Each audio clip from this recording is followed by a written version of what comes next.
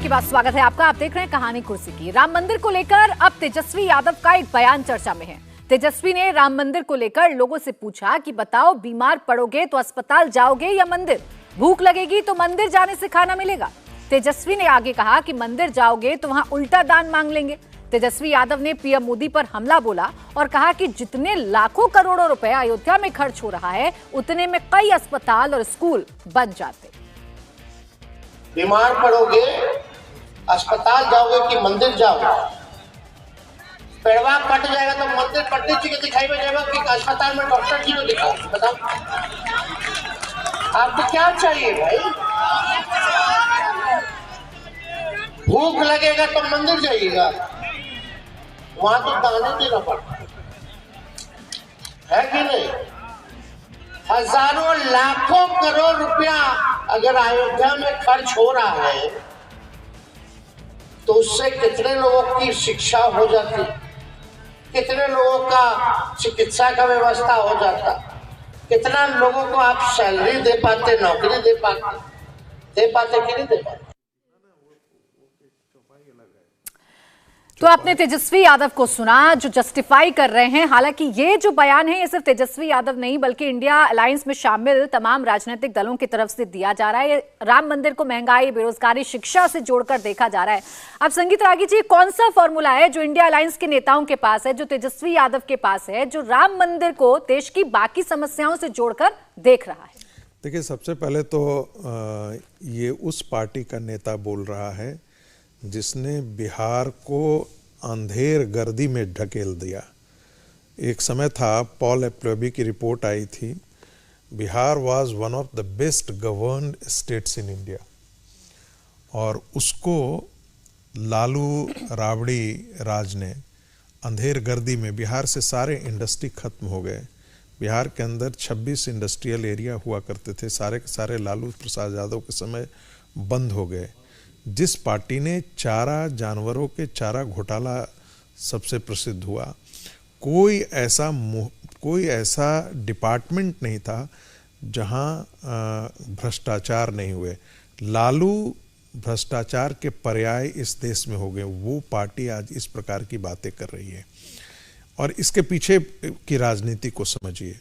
वो चाहते हैं किसी तरीके से राम मंदिर जो है वो मुद्दा न बन पाए आने वाले दिनों के इलेक्शन में, और जातीय विमर्श, राम मंदिर के मामले में लोगों का, जनता का जुड़ाव न हो सके, इस प्रकार से वो एक काउंटर नैरेटिव खड़ा करने की कोशिश करना चाहते हैं। लेकिन ये संभव हो पाएगा क्या? मुझे लगता है ये संभव नहीं है। इस खतरे को वो अच्छी तरीके से जानते हैं कि 22 जनवरी तक आते आते ये पूरा देश राममय होगा। और मैं अभी तो बिहार से लौट करके आया हूँ। मैं यकीन दिला सकता हूँ, मैं ये कह सकता हूँ कि नरेंद्र मोदी एक ऐसे राजनेता के तौर पर उभरे हैं जहाँ पर आरजेडी को वोट देने वाला व्यक्ति भी कहता है कि पार्लियामेंट्री इलेक्शन में हमें सिर्फ और सिर्फ नरेंद्र मोदी चाहिए। पिछली दफ़ा के बाद ये बातें मुझे याद आ जाती है। पिछले जब मैं गया था बिहार तो कई सांसदों ने मुझे बताया था कि वो रातों रात नरेंद्र मोदी का पोस्टर लगवाए थे और नीतीश कुमार के पोस्टर को हटवाया था। उन्होंने कहा था कि हम चुनाव नरेंद्र मोदी के नाम पर जीते थे पिछली बार। ये मैं जेडीयू के सांसदों की बात कर रहा हूँ। कुल मिलाकर के ये कि बिहार के अंदर यदि भारतीय जनता पार्टी अकेले भी जाती है तो अपने जो सहयोगी संगठन है उसके सहारे वो 30-35 सीटें से कम जीत करके नहीं आएगी। और राम मंदिर मुद्दा यदि चल जाता है, मैं फिर कह रहा हूँ, अभी इसका आकलन अभी होना बाकी है, लेकिन जिस प्रकार से देश राममय हो रहा है और आने वाले 22 जनवरी के बाद काशी विश्वनाथ का मुद्दा भी आएगा और मथुरा का मुद्दा भी आएगा। ये दोनों पाइपलाइन में हैं। मुझे लगता है कि कुल मिलाकर के जो ये नैरेटिव हैं ये इतने बड़े तौर पे हैं कि मुझे लगता है कि 2024 का चुनाव जो है वो भारतीय जनता पार्टी के लिए केक वॉक की तरफ होने जा रहा है। और तेजस्वी बहुत अच्छी तरीके से यह भी जानते हैं कि संभवतः उनकी गिरफ्तारी होने वाली है। बिहार में जो मामला आज केजरीवाल के साथ है, जो मामला हेमंत सोरेन के साथ है, वही मामला जो है वो तेजस्वी के साथ भी होने वाला है, क्योंकि ईडी ने उनको भी समन जारी कर दिया है और पूछताछ के लिए उनको बुलाया जाने वाला है। एक बार वो उन्होंने अवॉइड किया है, वो जानबूझ करके वही केजरीवाल और हेमंत सोरेन की लाइन पकड़ करके जाना चाहते ताकि ये बता सकें कि भाई देखिए हमें जानबूझ करके प्रताड़ित किया जाए। लेकिन चूंकि लालू यादव का भ्रष्टाचार एक उजागर भ्रष्टाचार है, चूंकि लालू जो हैं और लालू जो हैं वो भ्रष्टाचार में कन्विक्टेड हो चुके हैं, इसलिए उनकी नैतिकता की दुहाई को बिहार में कोई मानने वाला नहीं है।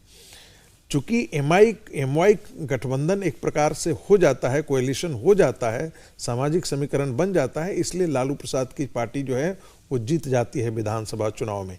लेकिन पार्लियामेंट्री इलेक्शंस में ये संभव होगा, मुझे ऐसा होता हुआ नहीं दिख रहा है। और ऐसे में राम मंदिर का ये मुद्दा इसे डैमेज करने की, इसे डिफ्यूज करने की कोशिश विपक्ष कर रहा है। और आने वाले मैं तो भारतीय जनता पार्टी को और भी एक सचेत कर देना चाहता हूं। हाँ।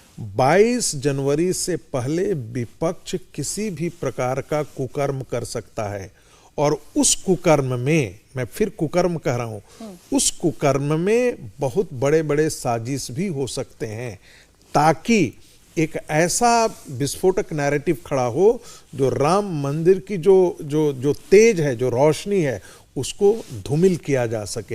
इसलिए इनके सरकारों को भी बहुत सचेत रहने की आवश्यकता है। एक बयान में सुनाने जा रही हूं, जब ऐसा काम विपक्ष कर रहा है तो कुछ ऐसे बयान भी विपक्ष के नेताओं की तरफ से दिए जा रहे हैं जो ना सिर्फ उन्हें डैमेज करेंगे बल्कि हिंदू सेंटिमेंट्स को भी हर्ट कर रहे हैं।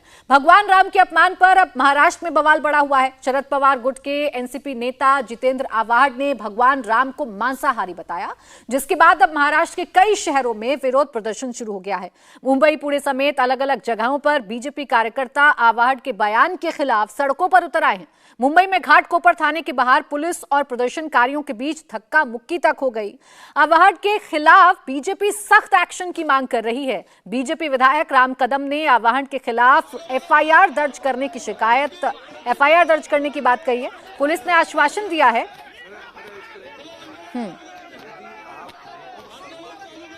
सर, आप कहते हैं कि राम मांसाहारी था, किस आधार पे कहते हैं? अरे उस दिन जब जिस वक्त ये व्यवस्था थी,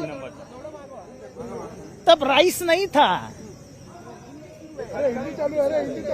तब राइस नहीं था, तब खाते क्या थे राजा राम, और राम क्षत्रिय था, तो क्षत्रिय का खाना ही मांसाहारी होता है। लेकिन आप कह रहे हैं इसको लेकर कंट्रोवर्सी कहीं ना कहीं होती है, आपको नजर नहीं आ रही? क्योंकि राम को क्या कंट्रोवर्सी क्या? राम का खाना क्या था? कोई बता देवे कि राम मेथी की भाजी खाता था। आप अपने कहे पे कायम है बिल्कुल इसको? अरे बिल्कुल कायम है यार। आप क्या भारत को शाकाहारी बनाना चाहते हैं क्या? इस देश के 80% लोग आज भी मांसाहारी है, वो राम भक्ति है ना।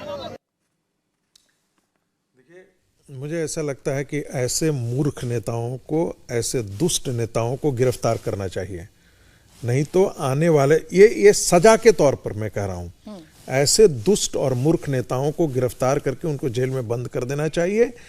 इससे करोड़ों हिंदुओं की भावनाएं ठेस होती है। कोई एक प्रॉफिट के खिलाफ यदि एक शब्द आवाज उठता है तो इस देश की मीडिया, इस देश का बौद्धिक वर्ग जो है वो अपनी छाती और रुदाली पीटना शुरू करता है। ठीक है, उनके सेंटिमेंट्स हैं, लेकिन क्या हिंदुओं की भावनाएं नहीं है? और कोई भी ऐसा करता हो, करोड़ों राम भक्तों की भावनाएं इससे उसे धक्का लगता है। ऐसे नेताओं को सह देने की आवश्यकता नहीं है। ऐसे लोगों को, दुष्ट नेताओं को बंद कर देना चाहिए। समीर जी, जो ये महाराष्ट्र में हो रहा है, अब महाराष्ट्र में क्या उद्धव ठाकरे के सामने मुश्किल नहीं है कि आप जिनके साथ गठबंधन में हैं वो प्रभु श्री राम के बारे में क्या कह रहे हैं, वो हिंदू सेंटिमेंट्स के बारे में क्या कर रहे हैं? एक टिप्पणी उनके सामने नहीं आ रही है इस पर। देखिए, जितेंद्र आव्हाड जो बोल रहा है ये उनकी राजनीतिक मजबूरी है। जितेंद्र आव्हाड जिस कॉन्स्टिट्यूंसी का प्रतिनिधित्व करते हैं, मुब्रा का, वहां के पूरे मुसलमान जितेंद्र आव्हाड को वोट करते हैं। और जितेंद्र आव्हाड तो नाम के खाली आव्हाड है, असल में तो पूरे मुसलमान हैं। उनके घर के अंदर मुस्लिम लोग आके नमाज पढ़ते हैं, तो इससे अंदाज लगा सकते हो कि जितेंद्र आव्हाड से इसी तरह के बयान की उम्मीद की जा सकती है। तेजस्वी यादव से भी इसी तरह के बयान की उम्मीद की जा सकती है। मुझे ऐसा लग रहा है कि जैसे जैसे 22 जनवरी की तारीख नजदीक आएगी, इस तरह के बयान आते जाएंगे और इस तरह के नेताओं की बौखलाहट बढ़ती जाएगी जो मुस्लिम तुष्टिकरण की राजनीति करते रहे। जितेंद्र आव्हाड को तो अब लोकसभा चुनाव लड़ना है। शरद पवार ने कह दिया है कि मेरे पास उम्मीदवार नहीं है, अभी आप विधायक हो, अब आपको लोकसभा चुनाव भी लड़ना है। तो अब उनको जहां से चुनाव लड़ना है वहां मुस्लिम वोट बैंक को देखना है, तो उन्हें इस तरह के बयान देना है। मुझे लग रहा है 22 जनवरी जैसे आती जाएगी, सनातन पर हमला बढ़ता जाएगा और इस तरह के लोग अंदरगर आरोप लगाते जाएंगे। आज तेजस्वी का भी बयान आया है, आज जितेंद्र आव्हाड का भी बयान आया है। और सनातन पर तो आप देख ही रहे, दक्षिण से लेकर लगातार जो बयान चल रहे, उसका समर्थन उत्तर भारत के इंडिया गठबंधन के जो दल है वो करते रहे। स्वामी प्रसाद मौर्य का इसके बारे में बयान सबको पता है, वो लगातार बोलते रह रहे हैं। मुझे लग रहा है कि ये सिर्फ और सिर्फ वोट बैंक की राजनीति है। ये जानते हैं कि हमें जितना हम राम को अपशब्द कहेंगे, जितना हम सनातन का अपमान कहेंगे, जितने हम हिंदू धर्म के खिलाफ बोलेंगे, उतना हमारा वोट बैंक हमारे साथ जुड़ता चला जाएगा। और ये सिर्फ वोट बैंक की राजनीति करने के कारण जितेंद्र आव्हाड और तेजस्वी को तो कहने का हक भी है। मुझे ऐसा लगता है कि जिसके पिता ने 15 साल बिहार को लूटा, जंगल राज दिया, जिसने उन्हें चारा घोटाला किया, चारा में जेल गए, उस जंगल राज के युवराज से और कुछ उम्मीद नहीं की जा सकती। आप वोट बैंक को खुश करने की बात करें, एक छोटी सी टिप्पणी आरती जी, जिसने बिहार के सारे हॉस्पिटल बर्बाद कर दिए, सारे इंफ्रास्ट्रक्चर बर्बाद कर दिया। जी आपसे चाहूंगी इस पर कि क्या आप एक वर्ग को, एक वोट बैंक को खुश करने के लिए आप 70-80% आबादी के इमोशंस को हर्ट करने की स्थिति में हैं अभी, जो इंडिया गठबंधन कर रहा है? देखिए, ये जितनी भी इंडिया अलायंस के पार्टनर्स हैं, बिल्कुल समीर जी ने सही कहा, तुष्टीकरण की राजनीति कर रहे हैं ताकि मुस्लिम वोट बैंक जो है कंसोलिडेट हो, इकट्ठा हो और वो इनके लिए वोट करे। लेकिन इसका मतलब ये नहीं कि आप हिंदू धर्म को अपमान करें, इसका मतलब ये नहीं कि आप भगवान राम पे इल्ज़ाम लगाए। ये जो भी हरकतें कर रहे हैं, मुझे लगता है इससे बाकी की जो जनता है, जो भगवान राम को मानती है और हिंदू धर्म को मानती है, मुझे लगता है वो भी समझ जाएंगे कि ये लोग जो है तुष्टीकरण की राजनीति करने वाले हैं। और मुझे लगता है कि कहीं ना कहीं एक तरफा ये जो पोलराइजेशन हो जाएगी 2024 इलेक्शंस में, वो इन्हीं मुद्दों की वजह से होगी। जिस नुकसान को बचाने की कोशिश कर रहे हैं, वो नुकसान कहीं और ज्यादा हो सकता है इन तमाम नेताओं की बयानबाजी की वजह से। बहुत बहुत शुक्रिया आपका आरती जी, संगीत जी और समीर जी हमारे साथ जुड़ने के लिए।